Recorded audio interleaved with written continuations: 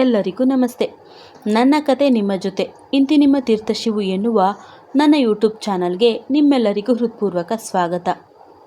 ನಾನೇ ಬರೆದು ವಾಚಿಸುತ್ತಿರುವ ನನ್ನ ಹಿತವಾದ ಸಿಹಿಜ್ವಾಲೆ ಕಥೆಯ ಮುಂದುವರೆದ ಭಾಗವಿದು. ಕತೆ ಕೇಳೋಕೆ ಮೊದಲು ಇನ್ನು ಯಾರ್ಯಾರು ನನ್ನ ಚಾನಲ್ನ ಸಬ್ಸ್ಕ್ರೈಬ್ ಮಾಡ್ಕೊಂಡಿಲ್ವೋ ಅವರೆಲ್ಲ ಸಬ್ಸ್ಕ್ರೈಬ್ ಮಾಡಿಕೊಂಡು ಕತೆ ಕೇಳಿ. ಹಾಗೆ ವಿತ್ ಸ್ಮೈಲ್ ಒಂದು ಲೈಕ್ ಕೊಟ್ಟು ಕತೆಯನ್ನು ಕೇಳಿ.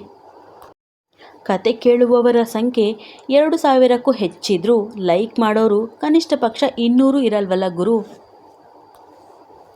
ಸುಮ್ಮನೆ ಕೇಳಿ ಹೋಗೋದ್ರ ಬದಲು ಒಂದು ಲೈಕ್ ಮಾಡಿ. ಐಕ್ಯ ಕಳುಹಿಸಿದ್ದ ವಿಡಿಯೋಗಳನ್ನು ನೋಡಿದ ಶೌರ್ಯನಿಗೆ ಸಣ್ಣ ಪುಟ್ಟ ಆಘಾತವೇನೂ ಆಗಲಿಲ್ಲ, ಸರಿಯಾದ ಹೊಡೆತವೇ ಬಿದ್ದಿತ್ತು ಅವನಿಗೆ. ಅದೆಲ್ಲವನ್ನು ಕಂಡವನಿಗೆ ಉಸಿರಾಟವೇ ಕಷ್ಟವಾಗಿ ಹೋಗಿತ್ತು.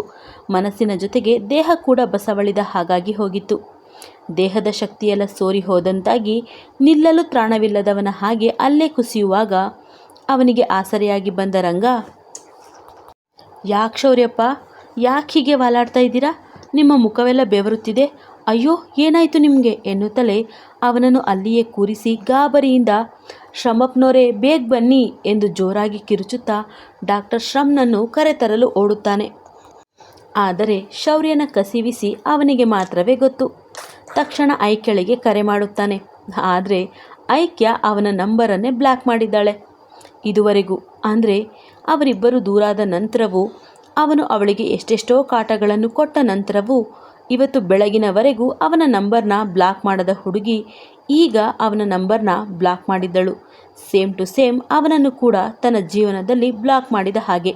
ಇನ್ನಿವನಿಗೆ ಅವಳ ಬದುಕಿಗೆ ಪ್ರವೇಶ ನಿಷಿದ್ಧವೇ ಸರಿ. ರಂಗನ ಜೊತೆ ಓಡಿ ಬಂದ ಶ್ರಮ್, ಆದಿ ಏನಾಯಿತು ನಿಂಗೆ? ಹೇಳು ಆದಿ, ಏನಾಯಿತು? ಯಾಕೋ ಹೆದರಿದ ಹಾಗಿದೆ, ಯಾಕೋ ನಿನ್ನ ಕೈ ನಡುಗುತ್ತಿದೆ, ಏನಾಯಿತು ಹೇಳು ಆದಿ.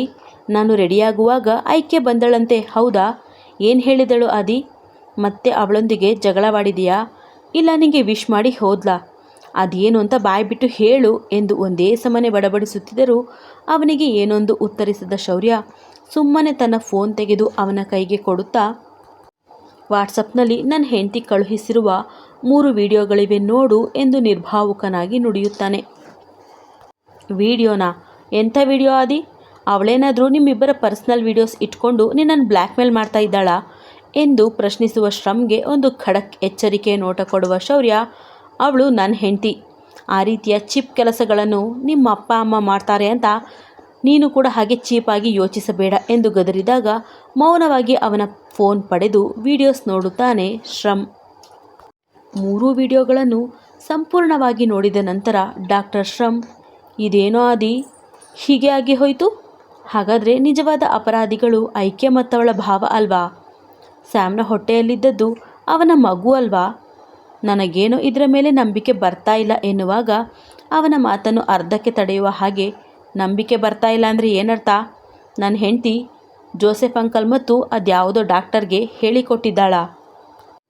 ಸುಮ್ಮನೆ ನೀವೇ ಕೊಲೆಗಡುಕರು ಅಂತ ಒಪ್ಪಿಕೊಂಡು ಜೈಲಿಗೆ ಹೋಗಿ ಅಂತ ಅವಳೇ ಹೇಳಿಕೊಟ್ರು ಇವರಿಬ್ಬರು ಒಪ್ಪಿಕೊಂಡು ಹೋಗ್ತಾರಾ? ಬುದ್ಧಿ ಇಲ್ಲದವರ ಹಾಗೆ ಮಾತಾಡಬೇಡ. ಅವರಿಬ್ಬರ ಮಾತಲ್ಲಿ ಯಾವುದೇ ನಾಟಕೀಯತೆ ಇಲ್ಲ. ಅವರಿಬ್ಬರು ಸತ್ಯವನ್ನೇ ಹೇಳ್ತಾ ಇದ್ದಾರೆ. ಓ ಗಾಡ್, ಅವರಿಬ್ಬರು ಏನೆಲ್ಲ ಮಾಡಿದ್ದಾರೆ. ಇನ್ನು ಸ್ಯಾಮ್ ಅಕ್ಕ, ನಾನು ಅವಳ ಬಗ್ಗೆ ಹೀಗೆಲ್ಲ ಯೋಚನೆ ಕೂಡ ಮಾಡಿರಲಿಲ್ಲ. ಅವಳ ಮನಸ್ಸು ಅಷ್ಟೊಂದು ವೀಕಾ? ಇಷ್ಟೆಲ್ಲ ಸಾಕ್ಷಿ ಸಿಕ್ಕ ನಂತರವೂ, ಪೊಲೀಸರು ಅವರನ್ನು ಅರೆಸ್ಟ್ ಮಾಡಿದ ನಂತರವೂ ನಿಮಗೆ ಅನುಮಾನನಾ ಎಂದು ಮತ್ತಷ್ಟು ಗದರುವ ಶೌರ್ಯ ತನ್ನ ತಲೆಯನ್ನು ಒತ್ತಿಕೊಂಡು ಕುಳಿತಾಗ ಅವನನ್ನು ತನ್ನ ಕಡೆಗೆ ತಿರುಗಿಸಿಕೊಳ್ಳುವ ಶ್ರಮ್, ಹಾಗಾದರೆ ನಮಗೆ ಸಿಕ್ಕ ಡೆತ್ ನೋಟ್, ಅದರ ಕತೆ ಏನು ಆದಿ? ಅಕ್ಕ ಅವರಿಬ್ಬರ ಮೇಲೆ ಎಷ್ಟು ದ್ವೇಷ ಇಟ್ಟುಕೊಂಡಿದ್ದಳು ಎನ್ನುವುದು ಆ ಡೆತ್ ನೋಟಿನಲ್ಲಿ ಸ್ಪಷ್ಟವಾಗಿ ತಿಳಿಯುತ್ತಿತ್ತು. ಅಲ್ಲದೆ ಅವಳು ಸ್ಪಷ್ಟವಾಗಿ ತನ್ನ ಸಾವಿಗೆ ಅವರಿಬ್ಬರೇ ಕಾರಣ ಅಂತ ಬರೆದು ಹೋಗಿದ್ದಾಳಲ್ಲ ಆದಿ.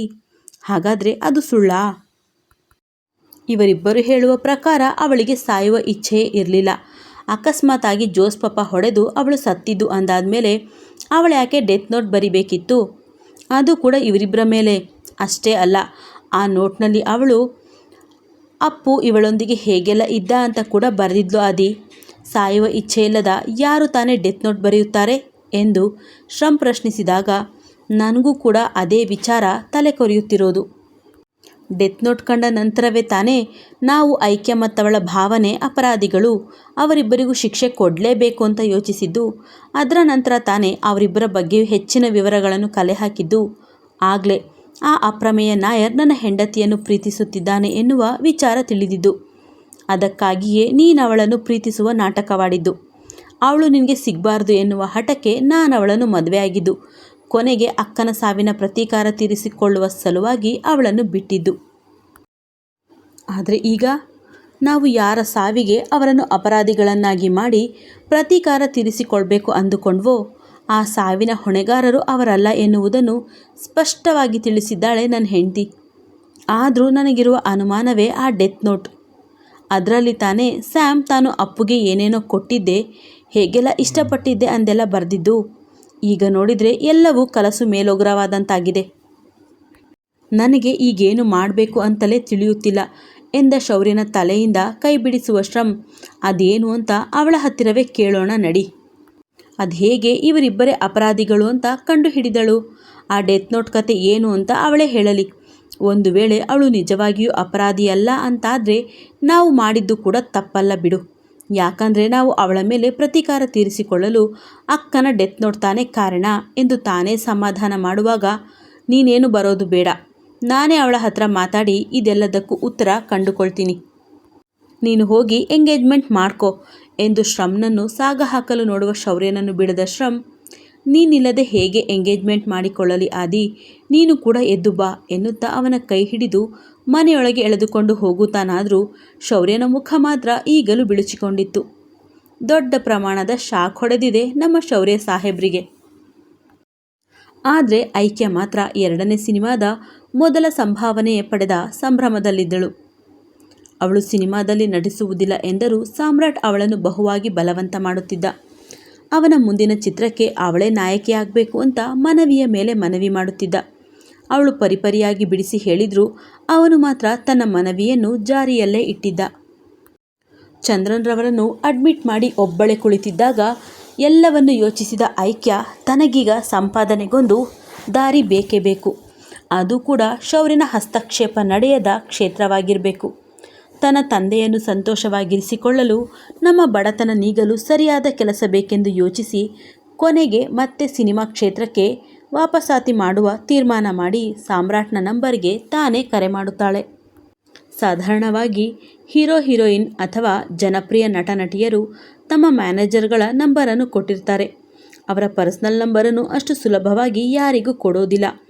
ಯಾರೇ ಅವರನ್ನು ಕಾಂಟ್ಯಾಕ್ಟ್ ಮಾಡಬೇಕು ಅಂದರೂ ಮ್ಯಾನೇಜರ್ಗಳ ಮೂಲಕವೇ ಕಾಂಟ್ಯಾಕ್ಟ್ ಮಾಡಬೇಕಿರುತ್ತೆ. ಆದರೆ ಸಾಮ್ರಾಟ್ ಈಗಾಗಲೇ ಹಲವು ಬಾರಿ ತಾನೇ ಐಕ್ಯಳಿಗೆ ಕರೆ ಮಾಡಿ ಮಾತನಾಡಿದ್ದ.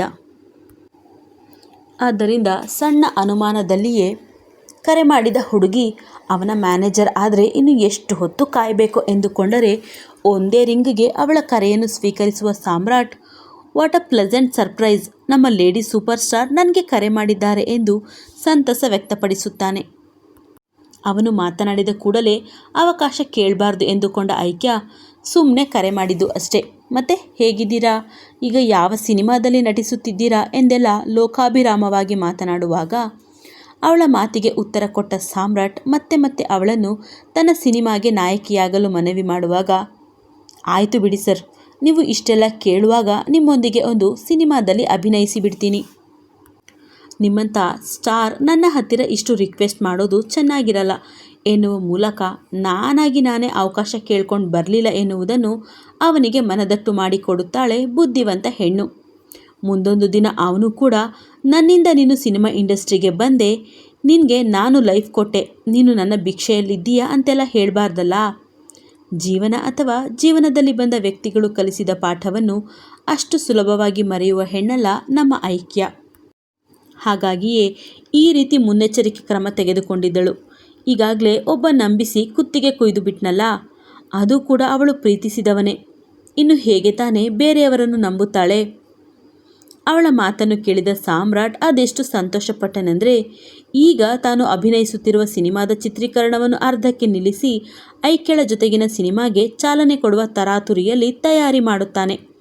ಅದರ ಮುಂದುವರಿದ ಭಾಗವೇ ಇದು. ಅಂದರೆ ಶೌರ್ಯನ ಮನೆಯಲ್ಲಿ ಎಂಗೇಜ್ಮೆಂಟ್ಗೆ ಹೋಗಿ ತಮ್ಮ ಸಿನಿಮಾವನ್ನು ಅನೌನ್ಸ್ ಮಾಡಿದ್ದು. ಸಿನಿಮಾ ಮುಹೂರ್ತದ ದಿನವೇ ಶೌರ್ಯ ಅವರ ಮನೆಯಲ್ಲಿ ನಾನು ಸಿನಿಮಾ ರಂಗಕ್ಕೆ ಮರುಪದಾರ್ಪಣೆ ಮಾಡುತ್ತಿರುವ ವಿಚಾರವನ್ನು ಅನೌನ್ಸ್ ಮಾಡಬೇಕು. ನೀವು ಕೂಡ ನನ್ನೊಂದಿಗೆ ಇರಬೇಕು ಎಂದು ಐಕ್ಯ ಮನವಿ ಮಾಡಿಕೊಂಡಾಗ ಯಾವುದೇ ತಕರಾರಿಲ್ಲದೆ ಒಪ್ಪಿಕೊಂಡಿದ್ದ ಸಾಮ್ರಾಟ್ಗೆ ಮೊದಲಿನಿಂದಲೂ ಶೌರ್ಯನು ಕಂಡ್ರೆ ಆಗಲ್ಲ ಎನ್ನುವ ವಿಚಾರ ಐಕ್ಯಳಿಗೂ ಗೊತ್ತಿತ್ತು. ಅದರಂತೆ ಈಗ ಅವನೊಂದಿಗೆ ಮೊದಲ ದೃಶ್ಯದ ಚಿತ್ರೀಕರಣ ಮುಗಿಸಿದ ಐಕ್ಯ ನಿರ್ಮಾಪಕರಿಂದ ಚೆಕ್ ಪಡೆದು ಒಟ್ಟು 30 ದಿನದ ಕಾಲ್ ಶೀಟ್ ಕೊಟ್ಟಿದ್ದೀನಿ ಸರ್, ಅದರೊಳಗೆ ಸಿನಿಮಾವನ್ನು ಕಂಪ್ಲೀಟ್ ಮಾಡಿ. ನನ್ನ ಕಂಡೀಷನ್ಗಳೆಲ್ಲ ಗೊತ್ತಲ್ಲ.